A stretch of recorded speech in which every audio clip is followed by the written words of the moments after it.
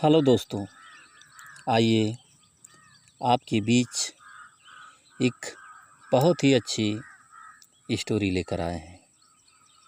Horror thriller Hindi story. दोस्तों, इस story का शीर्षक है चुड़ैल का बदला। तो चलिए हम आप लोगों को कहानी की तरफ ले चलते हैं। बहुत समय पहले की बात है। उत्तर भारत के एक छोटे से गांव के किनारे एक घना जंगल फैला हुआ था।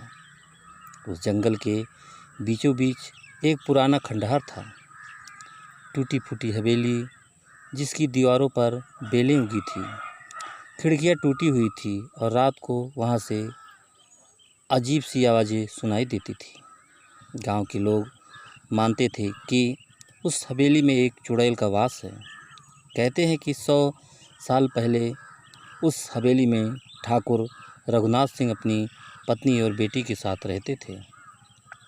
रघुनाथ सिंह बड़े जमींदार थे, लेकिन स्वभाव से बहुत क्रूर और लालची थे। गांव में एक साधारण औरत रहती थी, गौरी। गौरी सुंदर, मासूम और गरीब थी। ठाकुर की बुरी नज़र उस पर पड़ी और उसे अपने महल में बुलाकर शादी का झूठा वादा किया। लेकिन जब गौरी ने मना कर दिया तो उसने झूठे इल्ज़ाम लगाकर उसे बदनाम कर दिया। गांव वालों ने भी उस पर शक करना शुरू कर दिया। अपमानित होकर गौरी ने उसी हवेली के सामने पेड़ पर फांसी लगा ली। मरते समय उसने कसम खाई कि वह आत्मा बनकर लौटेगी और रघुनाथ सिंह के पूरे वंश का नाश करेगी। दोस्तों, धीरे धीरे लोग भूल गए, लेकिन हवेली वीरान हो गई। कहते हैं रघुनाथ का पूरा परिवार अचानक बीमारियों और हादसों से मर गया। उसके बाद से गांव वाले उस हवेली के पास नहीं जाते थे। रात को अक्सर औरत की चीखें सुनाई देती, कांच टूटने की आवाज़ें आती और कभी कभी लोग काले साए देख लेते। सालों बाद गांव में विकास होने लगा। नई पीढ़ी इन बातों को अंधविश्वास मानती थी। उन्हीं में से एक था अजय। एक पढ़ा लिखा युवक अजय साहसी था और वह चुड़ैल की कहानियों पर विश्वास नहीं करता था। एक दिन उसने अपने दोस्त से कहा, ये सब दादी नानी की बातें हैं, कोई चुड़ैल उड़ैल नहीं होती। मैं उस हवेली में रात गुजारूंगा और साबित कर दूंगा। उनके दोस्तों ने बहुत मना किया, लेकिन अजय अड़ गया। रात को वह टॉर्च और कैमरा लेकर हवेली में गया। जैसे ही उसने दरवाज़ा खोला, ठंडी हवा का झोंका आया। दीवारों पर जाले, ज़मीन पर धूल और टूटी हुई मूर्तियां पड़ी थी। अजय ने हिम्मत दिखाते हुए हर कमरे की तस्वीर लेना शुरू किया, लेकिन अचानक उसकी टॉर्च बंद हो गई। अंधेरे में उसे लगा कोई उसके पीछे खड़ा है। उसने मुड़कर देखा तो परछाई गायब हो गई। धीरे धीरे हवेली का माहौल डरावना होता गया।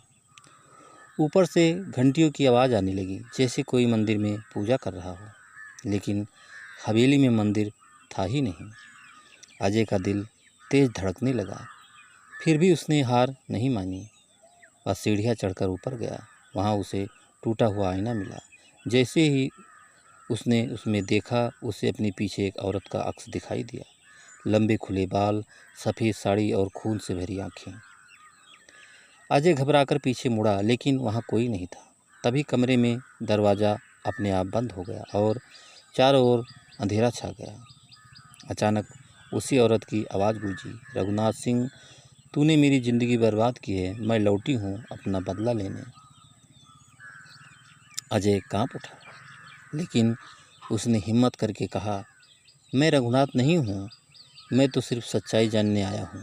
आवाज़ फिर आई, तेरे खून में वही वंश है जिसने मुझे जलाया था, तू भी उसी का हिस्सा है। दरअसल अजय को पता ही नहीं था कि वह ठाकुर रघुनाथ सिंह का पड़पोता है। चुड़ैल ने उसे अपनी ठंडी सांसों से जकड़ लिया। अजय चिल्लाने लगा। तभी करीब जेब से उसकी माँ ने दिया हुआ ताबीज़ गिर गया। वह ताबीज़ साधु द्वारा बनाया गया था। चुड़ैल ताबीज देखते ही चीख उठी और थोड़ी देर के लिए पीछे हट गई। अजय किसी तरह खिड़की तोड़कर भागा और हवेली से निकल गया। लेकिन कहानी यहीं खत्म नहीं हुई। चुड़ैल ने अपना बदला अधूरा नहीं छोड़ा। अगले कुछ दिनों में अजय के घर अजीब घटनाएं होने लगी। रात को खिड़कियां अपने आप खुल जाती, अजय की बहन को नींद में कोई दबाने लगता और घर की दीवारों पर खून जैसे निशान बन जाते। धीरे धीरे अजय को सच्चाई समझ आई। उसके पुरखों की गलती का बोझ उस पर है। वह गांव के पुजारी के पास गया। पुजारी ने बताया, गौरी की आत्मा तभी शांत होगी जब तू सच्चे दिल से उसकी आत्मा से क्षमा मांगेगा और उसका अधूरा सम्मान लौटाएगा। अजय ने सबके सामने हवेली में पूजा रखी और गौरी की इस स्मृति में मंदिर बनवाने का प्रण लिया।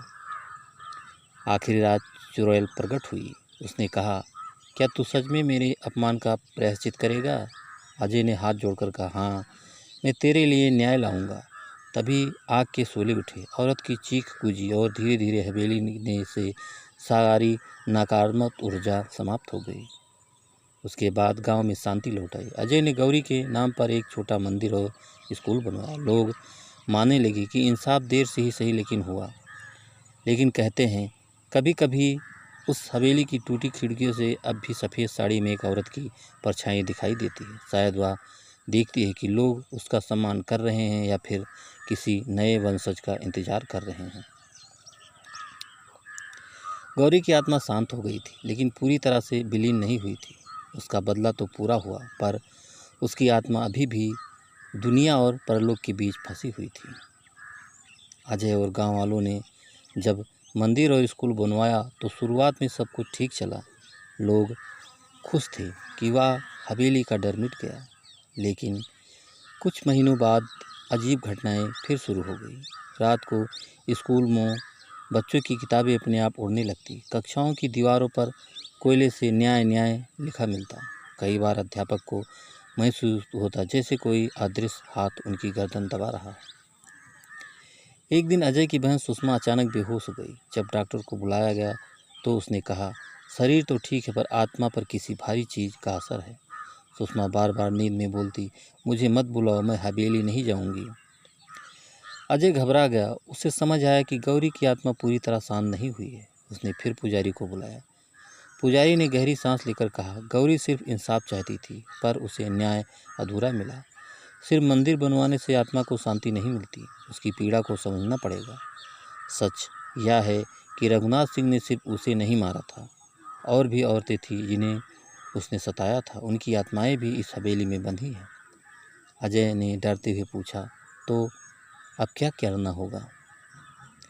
पुजारी बोला, तुझे हवेली में जाकर उस जगह की मिट्टी निकालनी होगी जहाँ उन औरतों को प्रताड़ित किया गया था। उस मिट्टी को पवित्र करके नदी में बहाना होगा, तभी आत्माएं मुक्त होगी। अजय ने हिम्मत जुटाई और दोस्तों के साथ हवेली पहुंचा। रात का समय था, पूरा गांव खामोश था। हवेली के दरवाजे अपने आप खुल गए। अंदर अंधेरा, सीलन और डरावनी गंध फैली थी। जैसे ही उन्होंने कदम रखा, अचानक दरवाज़ा जोर से बंद हो गया। कमरों में औरतों की चीखें गूंजने लगी। किसी ने अजय का नाम पुकारा, अजय अजय। उसकी टार्च बार बार जल बुझ रही थी। अचानक उसकी बहन सुषमा हवेली के अंदर दिखाई दी, जबकि वह घर पर थी। उसका चेहरा पीला और आंखें लाल थी। वह बोली, भैया मुझे छोड़ दो, मैं अब यहीं रहूँगी। अजय समझ गया कि चुड़ैल उसकी बहन का रूप लेकर उसे डराना चाहती है। उसने मंत्र पढ़ा और ताबीज़ दिखाया। तभी पूरा कमरा आग की लपटों से भर गया और सुषमा का रूप भयंकर चुड़ैल में बदल गया। चुड़ैल चीखी, हम सबका खून, हमें न्याय चाहिए। औरतों की परछाई दीवारों से निकलने लगी। किसी के हाथ में जंजीर थी, किसी की आंखों से खून बह रहा था। अजय और उसके दोस्त डर से कांप उठे। अजय ने पुजारी से बताया, हवेली के तहखाने की ओर रास्ता खोजा। वहाँ उन्हें लोहे का दरवाज़ा मिला। दरवाज़ा अपने आप खुला और अंदर दर्जनों औरतों की हड्डियाँ और कपड़े पड़े थे। यह देखकर सबके होश उड़ गए। अजय ने मिट्टी उठाई और वही मंत्र पढ़ने लगा। तभी आत्माएं और भी उग्र हो गई। हवेली की दीवारें हिलने लगी, खिड़कियां टूट गई और ज़मीन से खून फहारा फूट पड़ा। लेकिन अजय मंत्र पढ़ता रहा। जैसे ही उसने मिट्टी को पवित्र कर दिया और पास रखे कलश में डालकर बाहर किया। आत्माएं धीरे धीरे शांत होने लगी। उनकी कराहट चीखों में बदलते बदलते रुक गई। आखिरकार सुबह हुई। अजय ने वह मिट्टी पवित्र नदी में प्रवाहित की। तभी आसमान में सफ़ेद कबूतरों का झुंड उड़ा और पहली बार हवेली शांत हो गई। गांव के लोग हैरान थे। उन्होंने कहा, आज 100 साल का श्राप खत्म हुआ। लेकिन कहानी ही खत्म नहीं होती। कहते हैं अजय जब भी उस मंदिर के पास जाता, उसे अपने कान में धीमी सी आवाज़ सुनाई देती, धन्यवाद, अब हम मुक्त हैं। लेकिन याद रखना, यदि फिर किसी औरत पर अन्याय होगा तो हम लौट आएंगे। दोस्तों, यह कहानी आपको कैसी लगी हमें कमेंट करके ज़रूर बताइएगा। और दोस्तों, एक लाइक ज़रूर कर दीजिएगा, क्योंकि आपके लाइक से ही हमें मोटिवेशन मिलता है। और दोस्तों, अगर अभी तक आपने हमारे चैनल को सब्सक्राइब नहीं किया है तो जल्दी से आप हमारे चैनल को सब्सक्राइब कर लीजिए, जिससे इसी तरह अच्छी अच्छी और प्यारी प्यारी कहानियाँ आप लोगों के बीच पहुँचाता रहूँ और आप लोग कहानियों का आनंद उठाते रहें। तो दोस्तों, एक नई कहानी के साथ आपसे फिर मुलाकात होगी। तब तक के लिए नमस्कार।